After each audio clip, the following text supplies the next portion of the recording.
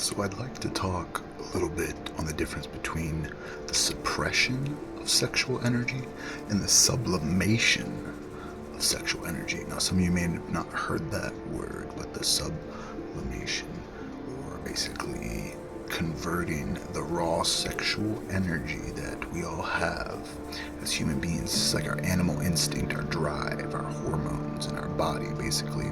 But the realization of the self and the sublimation of this energy, which is different from the suppression, which some spiritual traditions or religious traditions may look at suppressing that energy, when that can be very unhealthy for a lot of reasons. Rather, yoga and Tantra, in some forms at least, whether it is brahmacharya, which would be complete, you could say, sublimation.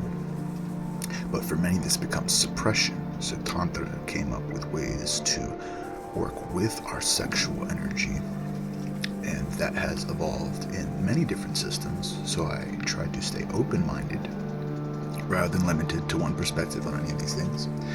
And my own experiences with things like semen retention, and how some cases, they say, oh, it's supposed to be healthy for guys to, release all the time, or it's just a normal thing. But then you can look at the health benefits of semen retention when the energy is sublimated correctly, rather than with those that, this energy gets built up and pent up, and then they don't ever find a way to channel it. That could be seen as suppression.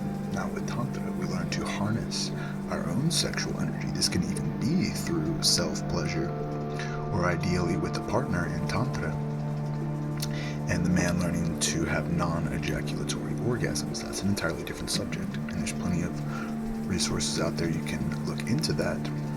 But for women, it's also a transforming of the energy. So for men and for women, we have to transform this raw creative energy, that kundalini life force that sits at the base of our spine.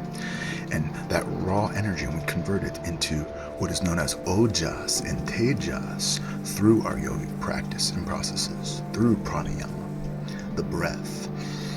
That's why the breath of fire, it's like a purifying fire. We're refining those lower elements. You can even see it as from earth to water, and then the fire, you're like steaming that water, that liquid, or sacral chakra is connected to the liquids.